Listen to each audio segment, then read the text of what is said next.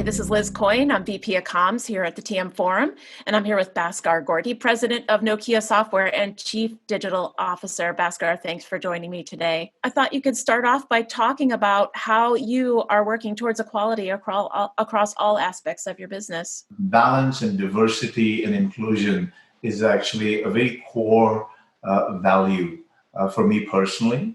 And I'm fortunate to be working in companies where that is really valued. If you think about us as Nokia, we have invested and it actually says that even in our very core principles and values of the company. The Nokia company's core four values are respect, challenge, renewal, and achievement. So the very first word of our value is respect. And that respect means respect across all kinds of diversity, whether it's cultural diversity, racial diversity, religious diversity, sexual orientation. So it's a large community. So I think there's nothing new to us. This value has been with us for a very long time.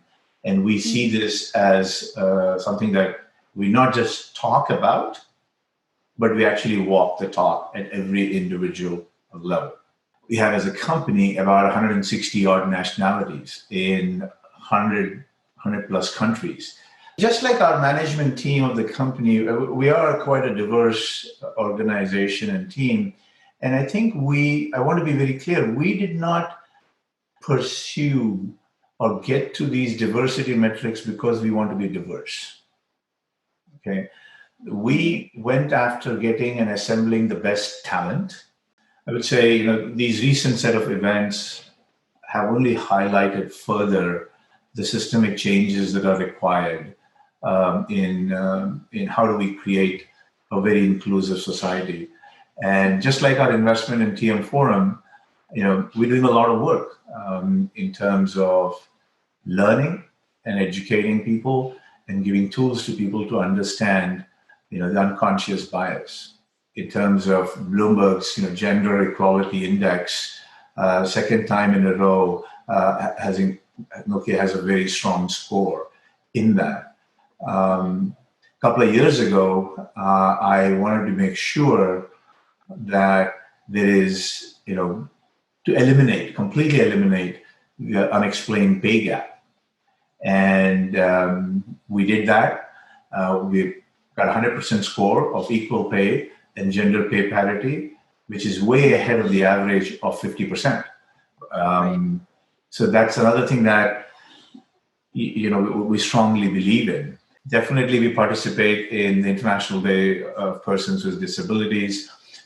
We are honored and privileged to be awarded the best places to work for LGBT and equality by the Human Rights Foundation. So I would say training, creating environments where people can speak, and then taking small initiatives is what we are doing in terms of how we go about it. There's no one big giant initiative, and I don't believe that we should do big corporate, right? We have 100,000 employees. Right. It cannot come top down. The top has to believe in it. It has to be core gut value, right? But it's going to only be pervasive if everybody in the organization has the flexibility to come up with ideas, come up with programs, and be aware of it. Right. I completely agree. I think, being able to discuss it with your peers is far more important than just sitting and watching, a webinar on the topic and taking a quiz at the end. Feeling comfortable enough to have a discussion with your peers is very important. Yeah.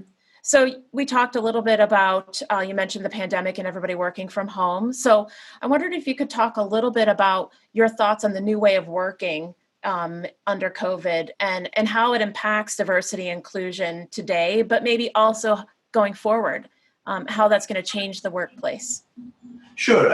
I think, more and more, any work that can be done remotely will be done remotely. Even post this pandemic. Yeah. Okay. Because there are various other reasons to do it, in terms of efficiency, in terms of productivity, in terms of, and in fact, technology is enabling this a lot more. So I think moving forward, any work, people will really question and ask and think and say, can this be done remotely? Right? So I think we strongly believe in that. Now, also, it's a little different, right? In the sense, you go into an office, you go into a cubicle, you see some pictures of people's family or some sports memorabilia and things, and you get to know that person. Now, everybody's doing these things from home. I mean, just look at, you're seeing stuff in my house and I'm seeing stuff in your house. Right? No, seriously. Yeah, exactly. That brings us closer, right? In the sense, we are learning about interests of each other, right? So I think these are the tools that people will use moving forward a lot more to collaborate. Great. Well, thank you so much for joining me today, Bhaskar. I appreciate it. Learned a lot.